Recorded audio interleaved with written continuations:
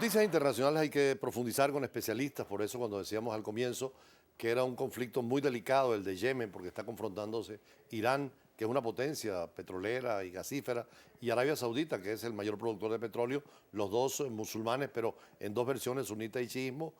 También el mundo pareciera dividido, tanto Estados Unidos como Rusia y la Unión Europea. Conversábamos con el profesor Eloy Torres de Derecho Internacional sobre este conflicto también. Sí, en efecto, el caso del enfrentamiento entre Irán y Arabia Saudita viene a ser un poco la sustitución, ¿no? De alguna manera del enfrentamiento entre Rusia, entre la Unión Soviética, la vieja Unión Soviética y los Estados Unidos, pero en este caso por la hegemonía de una zona en particular, que es la zona del Medio Oriente, que tiene que ver con las implicaciones obviamente petroleras, ¿no? Claro. Pero hay el caso que eso tiene el ingrediente religioso, es que todos sabemos que Persia es un país fundamentalmente chiita y, Que no es árabe, por otra parte. y que además no es árabe, es musulmana chiita, pero que no es árabe, en tanto que Arabia Saudita, que sí es árabe, su mayoría es de tendencia sunita, promoviendo de alguna manera ese enfrentamiento que va a la parte religiosa, con la parte económico y con la parte política, porque tiene que ver con la hegemonía y el control geopolítico de la zona del Medio Oriente. Y particularmente de esa zona que bordea pues todo el mundo petrolero en Arabia Saudita y que del cual Persia es vista pues como el gran enemigo del mundo árabe, pero está allí planteado en el tema del Yemen.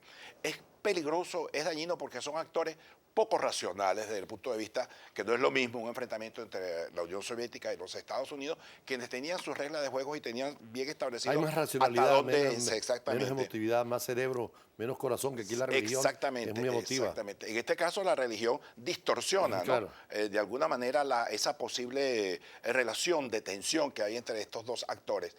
Eso tiene que ver un poco, por supuesto, con el desmoronamiento del esquema bipolar que existía hasta el año 1989, cuando se divorcia la Unión Soviética, se desmonta todo ese momento de tensión con los Estados Unidos, y bueno, surgieron esa serie de versiones, entre ellos la del politólogo de origen japonés Fukuyama, hablando del fin de la historia, o quizás la revitalización de las tesis del profesor, del politólogo norteamericano Huntington, a propósito del choque de civilizaciones.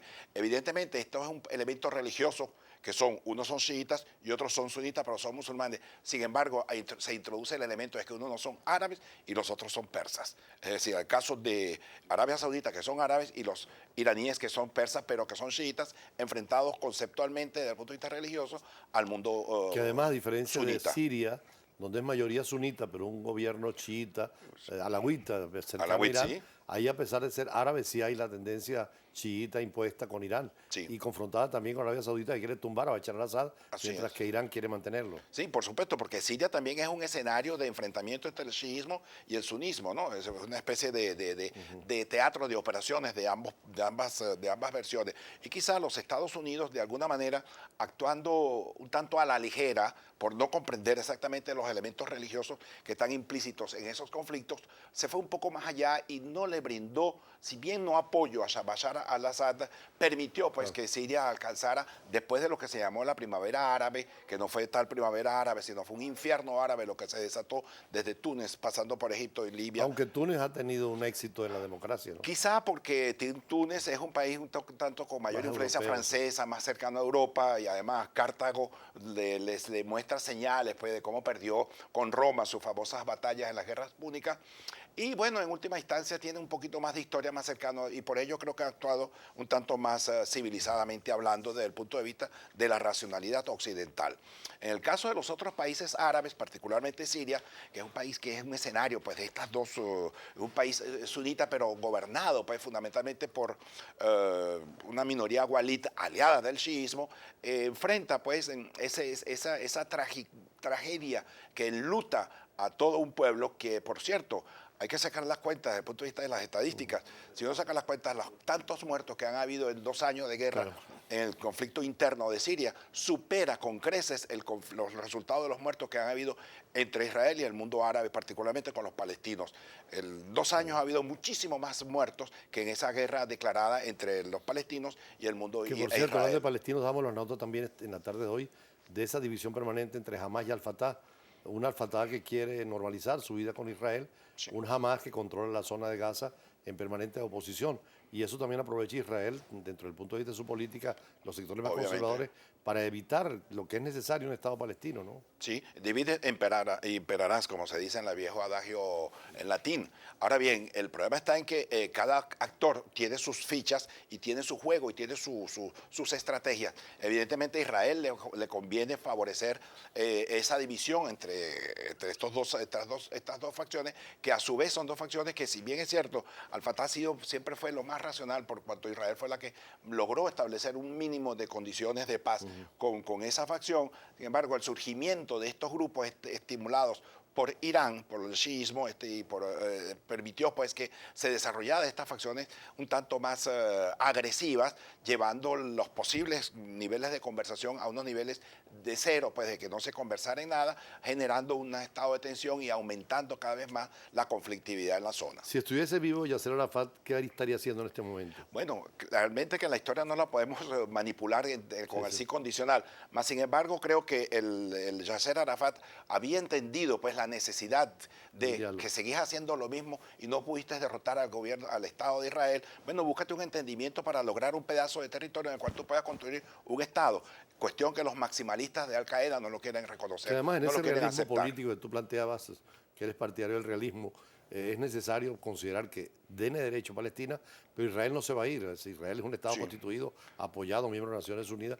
Tendrán que negociar tarde o temprano. Por supuesto. Y llama mucho la atención que Henry Kissinger, quien es el paradigma en la estudio de las relaciones internacionales del siglo XX, señaló y advirtió que Israel tiene que repensar muy seriamente su actitud con el mundo palestino y con sus vecinos, porque a la larga puede concluir en que va a desaparecer como Estado ante el volumen demográfico pues tan masivo que tiene el mundo árabe, particularmente en los palestinos, que por cada palestino hay 10, cada israelí hay 10 palestinos. Entonces eso lo tiene que ponderar muy bien el gobierno, el Estado de Israel, y estos actuales dirigentes que ganaron como ganaron las elecciones tienen que buscar un entendimiento, un mínimo de entendimiento para lograr la paz. Ahora, como profesor de Derecho Internacional, más allá de las confrontaciones, hace unas semanas estuvo acá un bisnieto de Gandhi.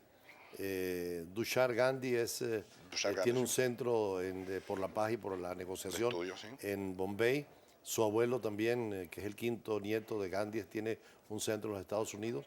Fue un acto más bien pequeño con la Universidad Metropolitana, pero hablaba de que estos conflictos internacionales hay que buscar la paz como el lugar, porque si no, el hombre está llegando como a un fin de la historia y a un fin de su propia vida y existencia. Evidentemente, es un problema definitivamente muy filosófico, que el hombre debe repensar su situación en el mundo. Yo creo que tiene más de 2000 años repensando y yo creo que está alcanzando los niveles necesarios para definitivamente poder dirimir sus diferencias en términos pacíficos, en términos de paz. También hay que observar la historia del retrovisor y uno observa el nivel decreciente de los conflictos. Si bien anteriormente eran muchos los conflictos, cada vez más son menos los conflictos y bueno... Pero son más dramáticos, más trágicos. Sí, pero también... Si hay uno con bombas atómicas sería el final de todo. Por supuesto, pero también está la cuestión de los medios de comunicación social que hace que todo sea mucho más masivo pues, en cuanto al conocimiento. De hecho, hay unas 20 o 25 guerras silenciosas que no conocemos, que se están desarrollando en muchas partes del planeta. Y que no sabemos, sí. Sí, están lejanos a nosotros. Así es. Pero pone en peligro la paz y la seguridad internacional. Sí, y quizás estos dos elementos, Israel particularmente con el mundo árabe, con el mundo palestino, y el del Yemen, por Yemen entre Arabia Saudita e Irán. Sí. Basta saber qué va a pasar ahora con Ucrania y con Rusia. Esperemos que allí se imponga Finalmente, la ponderación. usted como profesor de Derecho Internacional, este diferendo con Guyana, que también esperemos que no nos lleve a ningún tipo de conflicto, pero sí, es un principio de soberanía nacional. Hemos visto cómo las Malvinas las defiende Argentina desde 1833 que las ocuparon los británicos. No hay evento internacional, foro, Mercosur, ALBA, en todos lugares. Vimos ayer o antier a la presidenta argentina en la Unión Europea reclamándole al primer ministro británico, David Cameron, que las Malvinas son argentinas. En cambio, Guyana pareciera que no hay interés en reconquistar ese territorio y la fachada atlántica, que es la salida al Atlántico. Sí, hoy ha salido un artículo mío justamente advirtiendo Por eso lo veía y de las Malvinas al Esequibo, porque el gobierno venezolano tiene 16 años de alguna manera abandonando el terreno el tema del Esequibo, cosa que la democracia venezolana a los 40 años hizo un gran esfuerzo. Posiblemente no fueron los más idóneos, bueno, fueron muy idealistas. En el 62 en el 62 lo planteó, sí.